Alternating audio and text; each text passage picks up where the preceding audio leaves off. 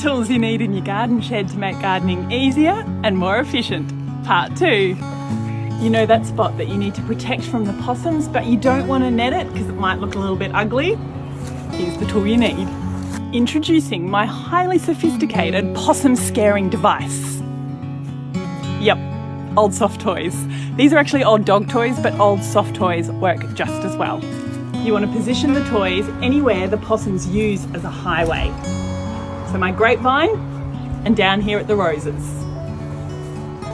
So why does this work? Well, my theory is that the soft toys scare the possums and they think that another creature is invading their territory. It does help if you move the soft toys around regularly and change things up. That way the possums think there are multiple invaders. You don't have any soft toys? That's okay. Pop to your local op shop. I'm sure they've got plenty. Let me know if you give this a try in your garden and it helps to scare away the pesky possums from eating your precious plants.